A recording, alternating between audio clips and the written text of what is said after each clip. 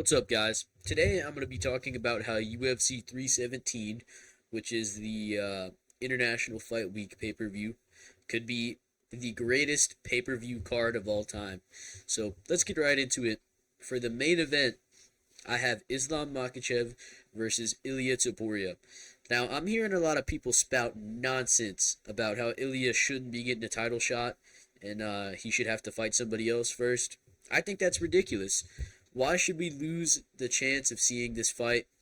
Um, this is the two best fighters in the UFC, without a doubt, and they would be fighting each other. Ilya is looking to be one of the most dangerous fighters ever. He has GOAT potential. Same with Islam Makhachev, who's one of the most well-rounded fighters of all time, if not the most well-rounded fighter of all time. He's an amazing striker. He's an amazing wrestler. He's got amazing jiu-jitsu. He's just the best all-around fighter in the UFC.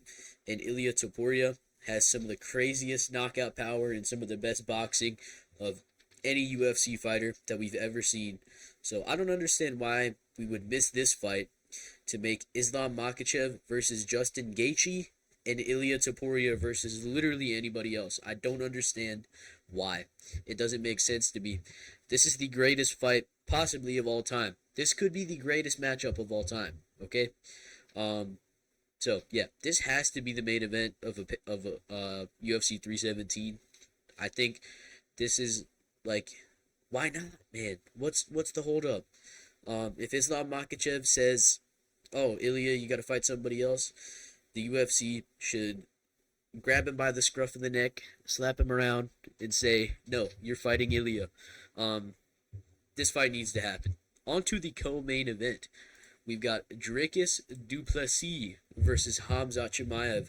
This is the fight to make it middleweight. The reason I have this as a co-main event is because if anything happens to the main event, this is still more than good enough to be a main event. And if anything happens to this fight, the main event is good enough to carry any card. So I think this is a perfect co-main event for this card. This is one of the best middleweight fights ever. Dricus du Plessis is on his path to becoming one of the greatest middleweights of all time. He's on the path to becoming the greatest of all time, like the greatest middleweight of all time. If he can beat Khamzat and he can beat Nasruddin Imavov or Kyle Barhallo, and then maybe one more guy, in my opinion, that would make him the middleweight GOAT. And Khamzat is one of the most dominant grapplers in the UFC. He can take anybody down easily. Nobody can stuff his takedowns. It's just a matter of if you can survive on the ground. And that's easier said than done because he just submitted Robert Whittaker. He beat Kamaru Usman. He's submitting so many people. His grappling is fucking crazy. And DDP could be the only guy that could really stop him because DDP has such good jiu-jitsu. I don't think he would get finished on the ground. And I think round 2 and 3, he'll be able to start stuffing the takedowns, and he's so dangerous on the feet. He's throwing everything with 100% power, trying to take your head off. And I think Khamzat's defense and the striking is not that great. I think he's good offensively with the straight punches. He throws nice kicks.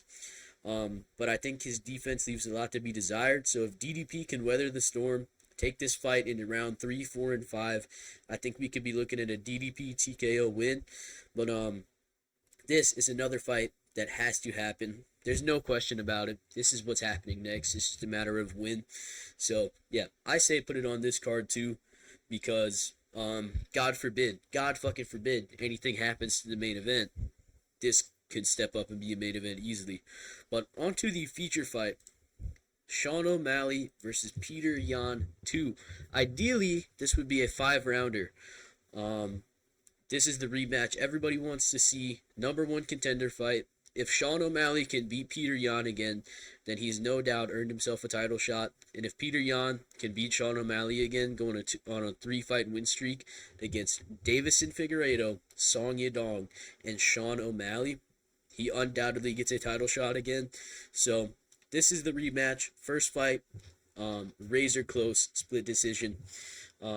Yeah, this has got to be it. This is the fight at bantamweight. This is a massive fight. Everybody wants to see this, so I don't know what the hold up is. I don't know what we're waiting for. Book this fight. This is a perfect feature fight for a card like this. because any other fight, this could be a main event. But this is a perfect feature fight. So yeah, Sean O'Malley versus Peter Yan 2.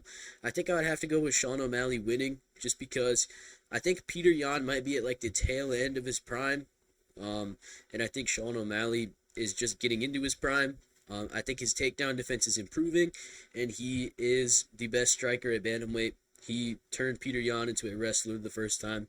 So I think he would be able to stuff takedowns more this time. I think his gas tank would be better. He's more used to 5 rounds now. He was the one pressing the action in the 5th round against Marab. So that's very impressive. I think Sean O'Malley has improved everywhere, and Peter Yan has kind of stayed stagnant since his first fight with Sean O'Malley. So I would have to go with Sean. But I don't know. That's the thing. It's still an extremely close fight. I could give you just as many reasons why Peter Yan could win. So, yeah, this is the fight. But on to the 4th fight on the card. I've got Robert Whittaker versus Sean Strickland. This is the perfect middleweight fight. Both of these guys are coming off losses. They were both former champions. They're like the same age. They've been in the UFC for a long time. They're both in the top 5. Why not make this fight? They've been in the top 5 for years, and they somehow haven't fought each other. I think it would be an awesome fight. I would go with the Robert Whittaker winning, but I think this is a perfect fight to be on the main card. This could be a fight night main event anywhere else, any card. This could be a fight night main event. But we're talking about the greatest pay-per-view of all time here. So, gotta have Whittaker versus Strickland. Awesome fight. The 5th fight on the card, I've got Charles Oliveira versus Max Holloway. Now, you could just as easily make this, you know what, this might be crazy, and I don't know if the UFC can do this because the event would go on for a long time, but every fight on this main card could be 5 rounds. Imagine, you got 2 title fights, 5-rounder, 5-rounder, 5-rounder. Dude, absolutely amazing. Why not? But yeah, Charles Oliveira versus Max Holloway 2. Their first fight was such a weird ending. It was such a long time ago. Charles is coming off a win. Max is coming off a loss, but it was at featherweight. Before that, he slept the number 3 in the world, Justin Gaethje. And this is just a sick fight. I don't know who I'd pick to win. I don't think Charles would get an easy submission, and I don't think Max would dominate him on the feet. I think it'd be a very close fight, but I'd probably go with Max by decision. I think he would lose the early rounds, and I think he'd be able to come back later in the fight, rounds 3, 4, and 5, and start stuffing Charles's takedowns, and landing more consistently on the feet. But this is a good test to see if Max Holloway is washed or if he's still good, because if he can beat Charles, then he still is in the title picture. So this is a perfect test. If Charles can beat Max, then he undoubtedly earns a title shot against the winner of this main event of this card. So yeah, this gotta be a fight that they make. For the BMF belt or not, I don't fucking care about the BMF belt. I just want to see this, and I want to see it as 5 rounds. And honestly, dude, hear me out. Make this 5 rounds too. I know it's crazy. It's insane. Alright, we'd have 6 5-rounders on one card, but why not, dude? Why not? It would just be so cool. It's like 5 main events in one card, okay? But yeah, this is the next fight at middleweight for the number 1 contender spot, in my opinion, because Khamzat is a lock for the title shot, and I think Imavov is on a more impressive win streak than Kyle right now, but they've both shown to be the same skill level. So whoever wins this fight is a real fucking contender. So yeah, I think this has got to be a fight. I think I'd go with Kyle winning, but it'd be very close. Probably a decision. I think he would be able to outstrike Imavov. I know that might sound crazy, but I think Kyle is very good. So yeah, I'd love to see this fight. I think it'd be a banger. But let's get on to the prelims. We've got Beneil Dariush versus Renato Moicano as the prelim headliner. I think they should rebook this fight because I don't think Moicano should get to fight up in the rankings after getting steamrolled in like 4 minutes by Islam. I don't think he should get to do that. And Beneil, I don't think he should have to fight much lower in the rankings than he is now, like than he is now, because I think he might just be a couple spots above Moicano. I think Beneil is number 9, and Moicano might be like 11. So perfect fight in the rankings. It makes sense to me. It was booked already. They've been training for each other. They could just continue where they left off at those training camps. And I think it would just be a cool fight because I think we could get to see some very cool grappling. So I'd love to see this. But on to the next fight. I've got Roman Kopylov versus Bruno Ferreira. This screams banger to me because Roman Kopylov is extremely good on the feet, but Bruno Ferreira has just shown much improved grappling. He could take Kopylov down, and he could also knock him out at any time on the feet because he hits like a truck. So I think this would just be an awesome, fun fight to make at middleweight, and I'd love to see it. Kopylov is number 15 in the rankings. I know Ferreira did lose to Abbas, and he is in a one-fight win streak, so maybe he doesn't deserve a ranked opponent. But I don't even think Kopylov should be ranked. So I think this should be a fight that they consider making.